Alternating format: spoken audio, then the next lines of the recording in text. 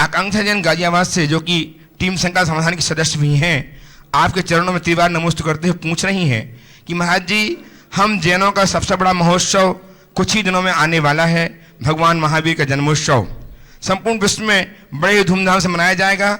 मेरी जिज्ञासा है कि हम इस बार की महावीर जयंती पर ऐसा क्या करें कि हम भगवान महावीर के सिद्धांत जियो और जीनो दो को पूरे विश्व में फैला सकें।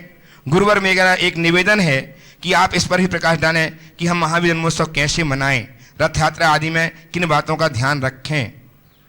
देखिए, निश्चयतः ये हम सब के लिए बड़े गौरव की बात है कि भगवान महावीर की जन्म जयंती चैत्र सुदी त्रयोदशी को आने वाली है। भगवान महावीर न केवल जैनों के अपितु संपूर्ण भारतीय संस्कृति के उन्नायक रहे। भारतीय संस्कृति के विकास में भगवान महावीर का महत्वपूर्ण स्थान है और भगवान महावीर ने जो योगदान दिया अहिंसा, अनेकांत, अपरिग्रह और शांतवाद जैसे उदात्त सिद्धांतों के द्वारा, वो भगवान महावीर की सृष्टि को अनन्य देन है। ऐसे महान आत्मा, भगवत स्वरूप परमात्मा के प्रति अपनी श्रद्धा की अभिव्यक्ति का ये अपूर्व अवसर हम सबको महावीर जयंती के रूप में मिलता है। पूर्ण उमंग, उत्साह और उल्लास के साथ पूरे विश्व भर के लोगों को महावीर जयंती आयोजित करनी चाहिए। आपने पूछा महावीर जयंती हम कैसे मनाएं। मैं कहूँगा कि सबसे पहला प्रयास ये होना चाहिए कि महावीर जयंती केवल जैन न मनाए, जन जन को इसमें सम्मिलित करने का प्रयास करें।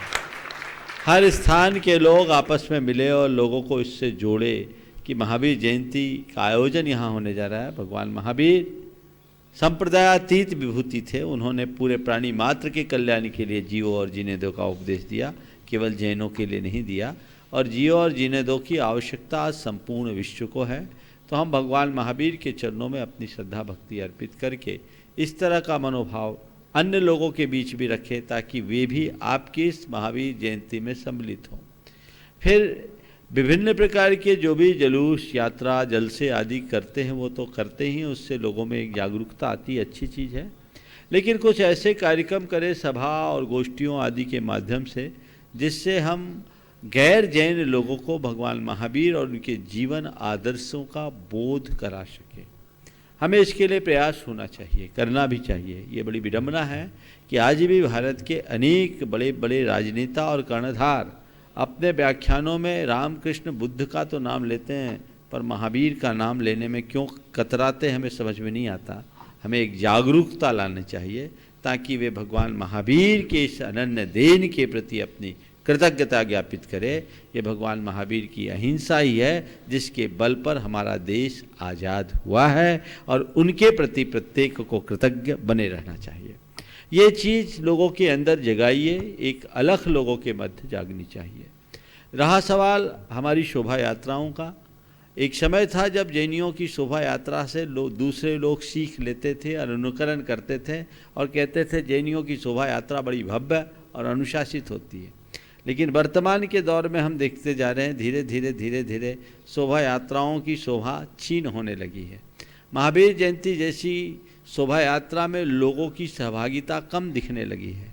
लोग आ गए अपने घर और दुकान तक, भगवान के जुलूस में थोड़ी देर शामिल हो गए और फिर निकल गए। नहीं, पूरे देश भर के लोगों को चाहिए कि उस दिन अपने प्रतिष्ठान बंद करें और भगवान की इस शोभा यात्रा में सम्मिलित होकर अपनी श्रद्धा भक्ति की अभिव्यक्ति दे।